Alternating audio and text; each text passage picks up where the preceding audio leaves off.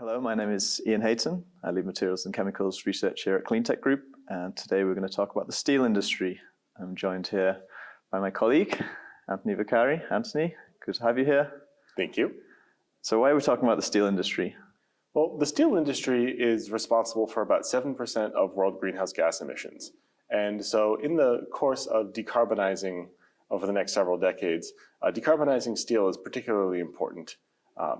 For a number of reasons. It's particularly challenging in many ways and very important because this is a critical structural metal in so many industries. Right, and steel is not disappearing anytime soon. No, the demand for steel continues to grow. Exactly right. So what's actually happening in the steel industry at the moment? Can you give us a flavor?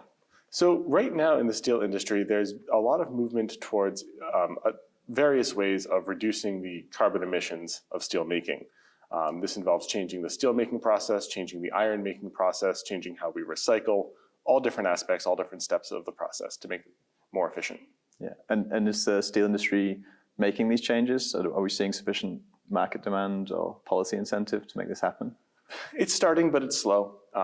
The processes for making greener and cleaner steel are certainly more expensive, and so where they're being taken up is variable, and the pace is starting to pick up, but many of the technologies are still relatively immature, and so it's going to be a process that unfolds over the course of many years. In addition, it's an industry where once assets are built, they're in use for decades, 30, 40, 50 years in many cases.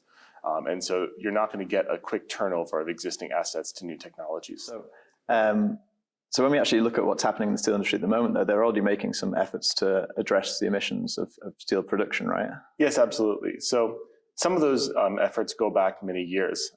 Steel is one of the most recycled materials in the world. At end of life, 80 to 90% of steel does get recycled into new steel.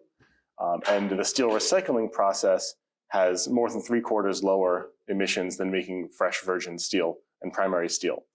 It's made with a different kind of process, uses more electricity, and doesn't require coke and coal in the same way. So recycling steel is something that has been growing rapidly for many years. But there's just not enough scrap for that to replace all of steel making. Yeah, got it. So what's the solution here if we can't just keep recycling steel to meet the demand that we have? So in order to handle the rest of the demand, what we need are greener ways or scaling up greener ways of reducing iron ore to iron and of using that iron ore to make primary steel. Yeah, and what does that process look like then, and how do the emissions of this process compared to, I don't know, for example, integrated steel mills? So traditionally, the way you would make iron is by putting your ore in a blast furnace with coke and reducing it and emitting the carbon dioxide that way and burning fossil fuels to heat it. But there are a couple of ways that you can make iron that don't require that. One is by using hydrogen to reduce it, and another is using electricity to reduce it electrochemically. These processes are a little bit different in a number of ways, but collectively they're called direct iron reduction. Got it. And this is actually where we're seeing lots of the venture investment going to this space as well, right? Yes. So actually in the past 2 years, we've seen like venture investment really kind of increase significantly. And we're seeing, I guess, these two types of companies, the DRI production companies, and then also the electrolysis companies as well. Yes. Yeah.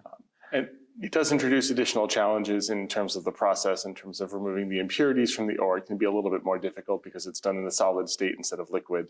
There's a number of different chemical and process variants that have to be accounted for. And why do you think we haven't seen these kind of technologies be implemented previously, and or we haven't really seen them scale up that quickly right now? Well, historically and today it is more expensive to make iron that way.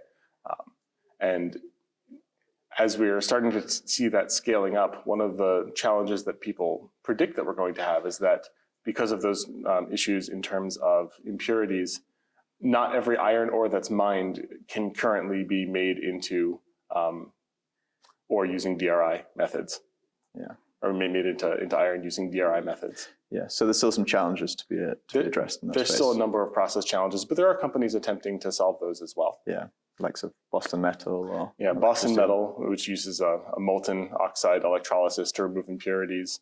There's a company, Electra, that processes the iron ore using an aqueous state to remove impurities at low temperature. So there's a number of different processes out there. Yeah, so this is enabling that use of low-grade ore. It's enabling the direct use of electricity as well. So hopefully we'll have a more efficient process. Yes, and when you don't use a blast furnace to make your iron and you use DRI, that can then be fed into the same kind of processes that are used for steel recycling, which use electricity instead of combusting of fuel as well. So those are then more efficient at the next step of steel making as well. Understood. So I think if we're looking towards the future, then what do we need to see be implemented to kind of enable this transition in the steel industry, would you say? Well, one is that we need to see these technologies demonstrated at larger pilots and just begin to scale up and really prove that they can work at scale. And in order for that to happen, there needs to be an appetite to pay the current premium to do that, which is going to be a regulatory and policy problem. And different countries around the world and regions are experimenting with different policy mechanisms to start to make that happen.